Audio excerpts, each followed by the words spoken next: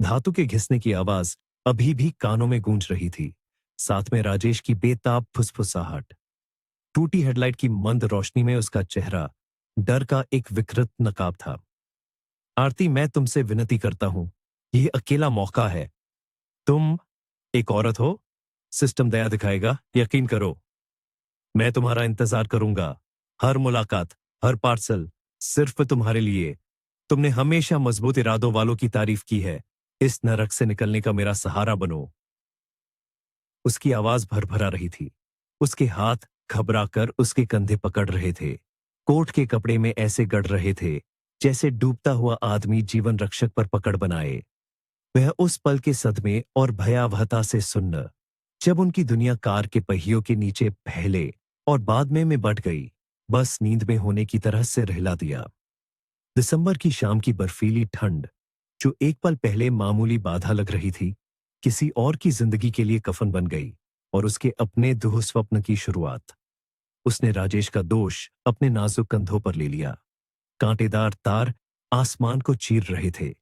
Concrete की दीवारें बोझ की तरह थीं। शुरुआती महीनों में राजेश नियमित रूप से आता रहा। मुलाकात के कमरे के धुंधले शीशे के पीछे उसकी आंखें अनंत काल का वादा करती थीं। दिखावटी चिंता से भरे पार्सल धीरे धीरे कम होने लगे। आरती जी, आप तो समझती ही हैं, यहां आप बिल्कुल सुरक्षित हैं। आखिरी, जैसा कि बाद में पता चला, मुलाकात में फोन पर उसकी आवाज और भी ज्यादा दूरी भरी लगने लगी थी। और मुझे इस कमबख्त बिजनेस को डूबने से बचाने के लिए कड़ी मेहनत करनी पड़ रही है। तुम्हारे बिना सब कुछ असहनीय रूप से मुश्किल हो गया है। जल्द ही तलाक का सरकारी नोटिस आ गया। फिर उसकी एक जवान असिस्टेंट के साथ दूसरी शादी की खबर। आखिरी झटका था उस घर से उसका नाम कट जाना, जो कभी उनका साझा था और हंसी से गूंजता था। उनके बच्चे नहीं हुए थे और अब यह इस काली पट्टी में एकमात्र उज्जवल बात लग रही थी। महिला सुधार गृह के मुखिया कर्नल विजय सिन्हा का ऑफिस महकती कॉफी के धुएं में डूबा हुआ था। सुबह की शुरुआत ही खराब हुई थी और दोपहर तक वह घोर अराजकता में बदल गई थी। उसने दांत पीसकर गाली दी, एक तेज हरकत से कप हटा दिया। वर्मा को मेरे पास लाओ फौरन। खड़ी क्या देख रही हो? ऑफिस से बाहर निकलते हुए उसने ड्यूटी ऑफिसर पर गुर्राया। अस्पताल विंग में फनाइल और डर की गंध थी। कर्नल साहब, मेरी विनती है, ऑपरेशन रूम से बाहर जाइए। आप अभी किसी काम नहीं आ सकते। आपका काम हो चुका है। यहां मैं कमांड कर रहा हूं। मेडिकल यूनिट के मुख्य डॉक्टर ने सख्ती से कहा, कर्नल को दरवाजे की ओर इशारा करते हुए। कर्नल सिंह झुके हुए बाहर निकले। निराशा के धुंध के जरिए उसने देखा कि कैसे गार्ड कैदी वर्मा को अंदर लाया, कैसे नर्सें तेजी से इधर उधर भागी। वह सभी संतों से रिया की जान बचाने की प्रार्थना कर रहा था। उसकी इकलौती भतीजी, एक नाजुक लड़की जिसकी जान आर्काइव में एक शेल्फ से गिरने के बाद बाल बाल बची थी। उसे अपनी कॉलोनी में ट्रांसफर करना ही एकमात्र चीज थी जो वह उसके लिए कर सकता था, सभी सोचे समझे और अनसोचे नियमों को तोड़ते हुए। कमबख्त शेल्फ। रियू के साथ ही ऐसा क्यों, इतनी बदनसीब? कर्नल की कनपटियों में बज रहा था जब वह इंतजार कर रहा था। 1 घंटे से ज्यादा समय तक सर्जन लड़की की जिंदगी के लिए लड़ते रहे। वे जीत गए। आरती वर्मा को उसकी सबसे दुर्लभ चौथे नेगेटिव ब्लड ग्रुप का खून रिया की नसों में जाने के बाद एक अलग वार्ड में ले जाया गया। उसे अतिरिक्त खाना और यहां तक कि एक सस्ती चॉकलेट की पट्टी भी मिली। वह छत को देखती लेटी थी और कड़वे विचार उसे सता रहे थे।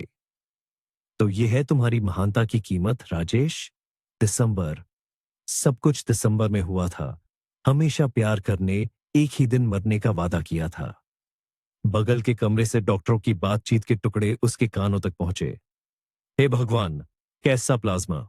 चौथा नेगेटिव। चमत्कार से डोनर मिला, वरना लड़की तो ऊपर पहुंच जाती। अब ये उस वर्मा की जिंदगी भर एहसानमंद रहेगी। 24 घंटे बाद आरती को बैरक में लौटा दिया गया। जिंदगी अपनी रफ्तार से चलने लगी।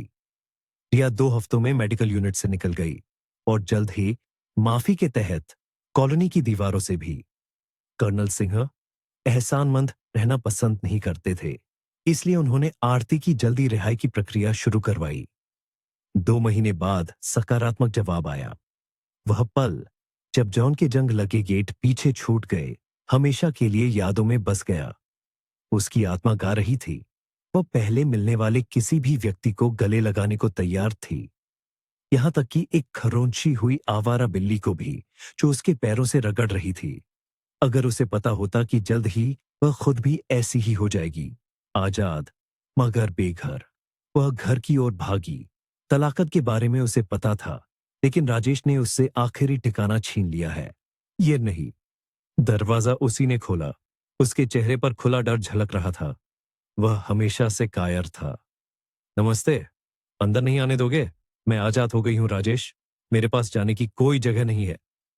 उसकी आवाज समतल, लगभग बेजान थी। राजेश जी, कौन है? अपार्टमेंट के अंदर से एक जवान लड़की निकली, उसकी चेक वाली शर्ट पहने, वही जिसे आरती ने कभी इतने प्यार से उसके लिए चुना था। सोना, तुम कमरे में जाओ, मैं आता हूं। वह झट से बोला और अंदर जाकर एक छोटा स्पोर्ट्स बैग ले आया। तुम्हारा सामान। आरती ने सीधे उसकी आंखों में देखा, बैग उठा लिया, चुपचाप मुड़ी और सीढ़ियां उतरने लगी। उसके पीछे दरवाजा जोर से बंद हो गया।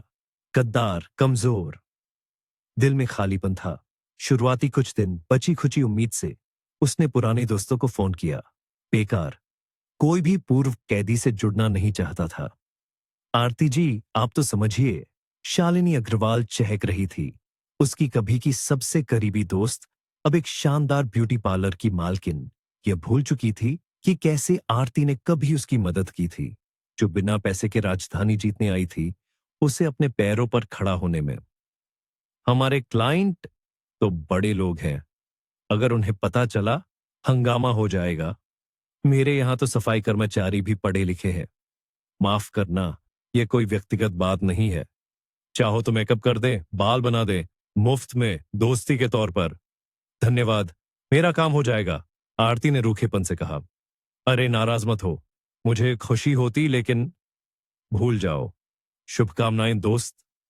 आरती मुस्कुराई और बाहर निकल गई। ये आखिरी सहारा था, आखिरी उम्मीद। देखो, ये है निशानी, वही बिल्ली गेट पर, आजाद मगर बेघर। उसने रात पार्क में एक बेंच पर बिताई, अपना बैग तकिए की तरह सिर के नीचे रखकर। इस तरह उसकी नई जिंदगी शुरू हुई। गोदाम में दिन भर की मजदूरी, जिससे मुश्किल से खाना और कभी कभार शहर के नहाने के लिए पैसे मिलते थे। और उसी बेंच पर ठंडी रातें। लगातार जुकाम से आवाज बैठ गई थी। गोदाम में काम मिलना बंद हो गया। पैसे खत्म हो गए। अंडरपास से गुजरते हुए आरती को लगा जैसे जमीन उसके पैरों के नीचे से खिसक रही है। उसकी आंख तब खुली जब कोई हल्के से उसके गाल थपथपा रहा था। एक झाइयों वाला, नीली आंखों वाला चेहरा उसके ऊपर झुका हुआ था। अरे, ईश्वर का लाख लाख शुक्र, होश आ गया। डरा ही दिया था। मैं आ रही थी, देखती हूं। तुम तो धीरे धीरे नीचे फिसल रही थी। लड़की बड़बड़ाने लगी। आरती मुश्किल से उठी। लड़की ने उसे गौर से देखा। सुनो, मुझे लगता है मैं तुम्हें जानती हूं। तुम वर्मा, आरती वर्मा। बिल्कुल, झाइयों वाली लड़की चिल्लाई। हाँ, और तुम? मैं रिया हूं, रिया मेहता, कर्नल विजय सिंह की भतीजी। तुमने मुझे अपना खून दिया था। हे भगवान, क्या मुलाकात है। मैं तुम्हें ढूंढ रही थी। चाचा ने बताया तुम परोल पर बाहर आई हो। मैं तुम्हारे घर गई थी पते पर। वहां कोई पतली सी लड़की ने दरवाजा खोला, कहा कि तुम वहां नहीं रहती और वो उसे पता भी नहीं कि तुम कहां हो। तुम्हारा पूर्व पति, वो तो एक नंबर का कमीना है। अगर मैं दोबारा गई तो पुलिस की धमकी दी। मुझे समझ नहीं आता तुम ऐसे इंसान के साथ कैसे रहती थी। उसके माथे पर लिखा है नाकारा। आरती पूरी तरह से होश में आकर अपने कपड़े ठीक किए, बैग उठाया और बाहर निकलने लगी। चिंता के लिए धन्यवाद, उसने चलते चलते कहा। रुको, तुम कहां जा रही हो? पता नहीं, जहां आंखें ले जाएं। तो क्या तुम बेघर हो? वैसे पूछ क्यों रही हो? तुम्हें देखकर तो लग ही रहा है। नहीं, ऐसे नहीं चलेगा। आज रात मेरे यहां रुकोगी और कल सोचेंगे। बस, चलो। उसने थकी हारी आरती से जिद से बैग ले लिया। रिया का अपार्टमेंट विशाल और सादा था, लेकिन इसे बहुत ही अच्छे स्वाद से सजाया गया था। आरती, ये तुम्हारा कमरा है। बाथरूम में ताजे तौलिए और बाथरोब है। जाओ नहा लो, वहां ढेर सारी खुशबूदार चीजें हैं और मैं रात का खाना बना देती हूं। आरती लगभग कुछ नहीं बोली। रिया महसूस कर रही थी औरत टूट चुकी है, लेकिन शब्दों की जरूरत भी नहीं थी। रिया खुश थी कि उसे अपनी जान बचाने वाली मिल गई। वाह, गली कैसे सुंदरता को मार देती है। आरती कितनी खूबसूरत थी, जेल के कपड़ों में भी। वह आलू छीलते हुए सोच रही थी। दरवाजे पर दस्तक। दरवाजे पर समीर खड़ा था, रिया का बड़ा भाई। नमस्ते बहन, ये कैसी गंध है? 100 बेघरों को खाना खिलाया है क्या? उसने नाक से कोड़ी। यह क्या कबाड़ है? उसने दालान में आरती की जैकेट की ओर इशारा किया। इसे फेंक दो। अपनी यह रईसों वाली नाक सिकोड़ना बंद करो। पसंद नहीं है तो जाओ यहां से। मेरी तरह गली कूचों में रहकर देखो, तब पता चलेगा कि तुमसे ह्यूगो बॉस की खुशबू कैसे आएगी। मुझे आज आरती मिली है, रिया ने झट से कहा। वही? समीर ने पूछा। हाँ, और वह यही है। ये उसकी जैकेट है। तुम्हें देखना चाहिए कि वह किस हालत में है। तो क्यों ना इस जैकेट को फेंक कर नहीं ले ले? उसने नरमी से सुझाव दिया। और क्यों ना तुम यहां हुक्म चलाना बंद करो? बहन ने जवाब दिया। उसी समय बाथरूम से आरती बाहर आई। गहरे सलीटी रंग के बाथरोब में उसके गहरे काले बाल कमर तक झरनों की तरह गिर रहे थे। एक अनजान आदमी को देखकर वह झिझक गई। नमस्ते। समीर उसे खुली दिलचस्पी से देख रहा था। ठीक है आरती, ध्यान मत दो। यह मेरा भाई समीर है और यह अब जा रहा है। रिया बीच में बोली। मैं कहीं नहीं जा रहा, वह बड़बड़ाया। तो फिर मूर्ति की तरह खड़े होकर ऐसे मत घूरो जैसे कोई प्रदर्शनी देख रहे हो। जाओ, रात के खाने में मदद करो, बहन ने आदेश दिया। कुरकुरी आलू के साथ रात के खाने में बहुत मजाक मस्ती हुई। समीर को आरती साफ तौर पर पसंद आ गई थी। रात के खाने के बाद वह चला गया, आरती की पुरानी जैकेट अपने साथ ले जाते हुए। अगले दिन वह फिर से आया, एक बड़े पैकेट के साथ। लो, ये तुम्हारे लिए है लड़कियों, उसने पकड़ाया और चला गया। पैकेट में एक नई जैकेट थी, लगभग पुरानी जैसी ही, और कई और सुंदर और काम की चीजें। मुझे असहज लग रहा है, मैं तो बेरोजगार हूं, पैसे नहीं चुका पाऊंगी, आरती इनकार कर रही थी। बस करो, समीर ने यह दिल से दिया है, यह सिर्फ चीजें हैं, रिया ने कहा। आरती ने जैकेट पहनकर देखा, वह उसे ठीक आ गई। उसकी आंखें चमक उठीं। समीर का एहसान कैसे चुकाऊं? इससे खुशी से पहनो, यही सबसे अच्छा धन्यवाद है। आरती, मेरे साथ रहोगी? जगह काफी है और साथ में ज्यादा मजा आएगा। रिया, मैं तुम्हारी मेहरबानी का फायदा नहीं उठा सकती।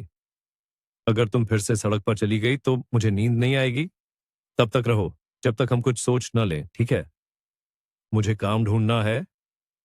तो हम रह रहे हैं। रिया मुस्कुराई। हाँ, आरती ने जवाब दिया और लड़की को गले लगा लिया। काम ढूंढने में दिन बेकार बीत रहे थे। समीर हमेशा पास था। उसकी देखभाल और भागीदारी आरती के दिल को गहराई से छू रही थी। वह उसके बारे में सोचने से खुद को रोक रही थी, लेकिन दिल नहीं मान रहा था। किसी ने भी मेरी इतनी परवाह नहीं की। लगता है मुझे प्यार हो गया है, जैसे किसी लड़की को होता है। एक बार फिर इनकार मिलने के बाद वह लगभग निराश हो चुकी थी। शाम को समीर आया। आरती, तुम तो बेहतरीन अकाउंटेंट हो। हमारी फर्म में एक विशेषज्ञ मैटरनिटी लीव पर चली गई है। उसकी जगह काम करोगी? कल सुबह मैं आऊंगा, ऑफिस में सब कुछ बात करेंगे। ठीक है, इंतजार करूंगी। सुबह समीर एक शानदार गाड़ी में बिल्डिंग के बाहर उसका इंतजार कर रहा था। जल्दी बैठो, उसने दरवाजा खोला। पिछली सीट पर गुलाबों का एक बड़ा गुलदस्ता पड़ा था। गाड़ी के अंदर महक रही थी। यह तुम्हारे लिए है, वहां एक डिब्बी भी है। गुलदस्ते के नीचे आरती ने एक मखमली डिब्बी देखी। समीर की ओर सवालिया नजर से देखा। खोलो। इस तरह मैं अपनी पसंदीदा औरत को अजीब तरह से प्रपोज कर रहा हूं। क्या तुम सहमत हो? अगर हां, तो इसे पहन लो। उसका हाथ कांप उठा। उसने अंगूठी पहन ली। मैं सहमत हूं। ठीक है, अब आगे किसी भी चीज पर हैरान मत होना। ऑफिस का रास्ता आरती को दर्दनाक रूप से परिचित लगा। जब पुरानी बिल्डिंग का शिखर दिखा तो वह हैरान रह गई। हम कहां आ गए हैं? ये तुम्हारी नई या पुरानी काम करने की जगह है? समीर चिल्लाया। ये मेरा ऑफिस है, मतलब मेरा था। ये तुम्हारा ऑफिस है हक से, और हमारा बिजनेस भी। समीर ने उसे गले लगाते हुए कहा। राजेश दिवालिया हो गया है, मैंने उसकी कंपनी खरीद ली है।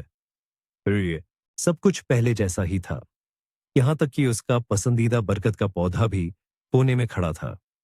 मैंने इसे खुद अपने हाथों से पानी दिया। मेरी दादी के पास ऐसा ही था, वह उससे बातें करती थी। और वह लड़की जो मैटरनिटी लीव पर गई, वह राजेश की पत्नी है। फर्म उसे सब कुछ वैसे ही देगी जैसा बनता है।